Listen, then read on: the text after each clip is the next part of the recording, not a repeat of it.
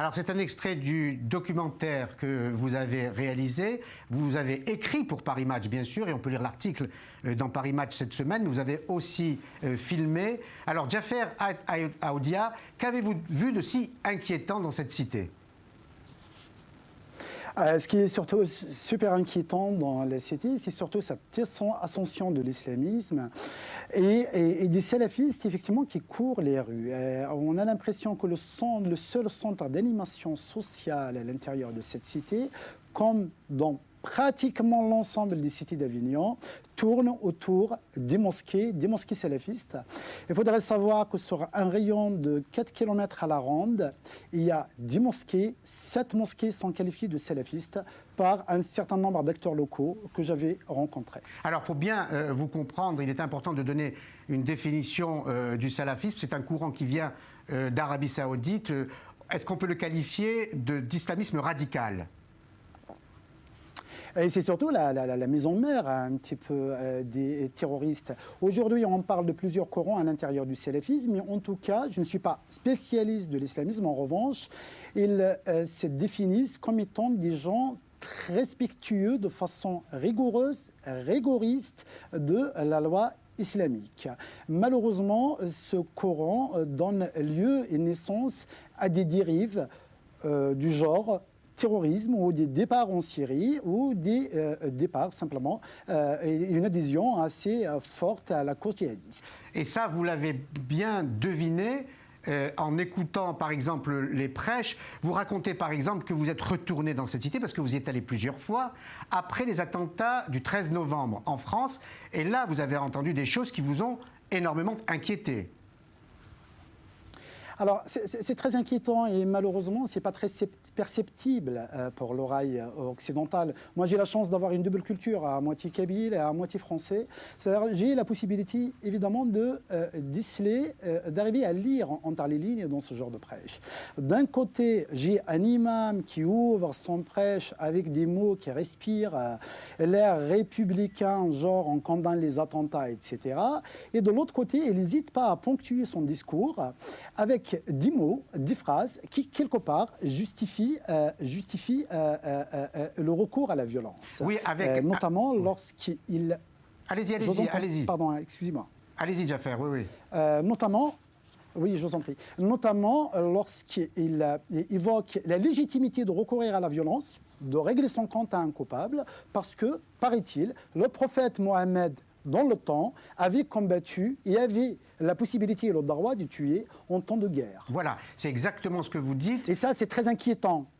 Oui, parce qu'ils considèrent évidemment qu'ils sont en guerre.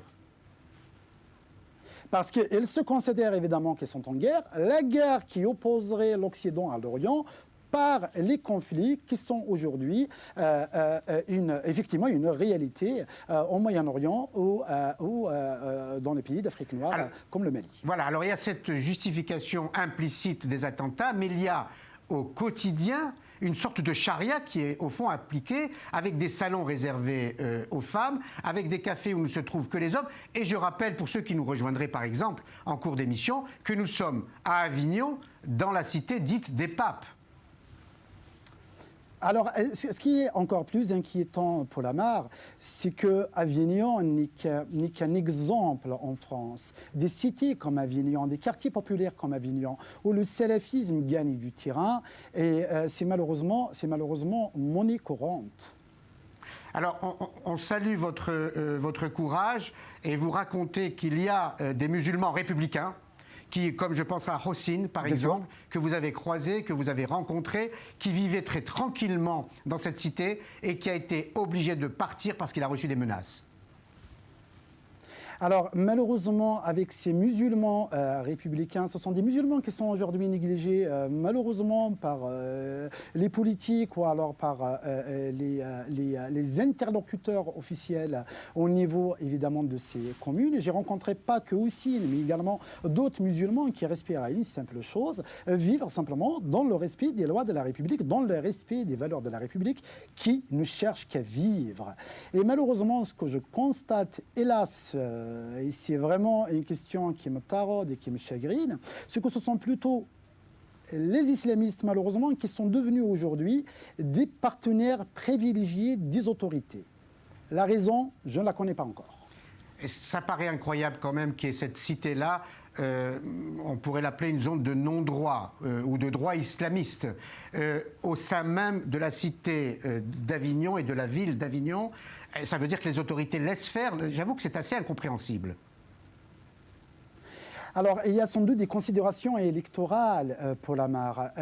Moi, à la suite de la diffusion, de la publication de mon reportage dans Paris Match, j'étais incendié à la fois par les islamistes et à la fois par la mairie d'Avignon, Parti socialiste, qui faisait cause commune avec les islamistes et menaçait simplement de me poursuivre en justice si jamais les images étaient diffusées. Aujourd'hui, on ne comprend pas le jeu des politiques, encore moins d'ailleurs le jeu, s'il y a jeu, en tout cas l'attitude des autorités préfectorales.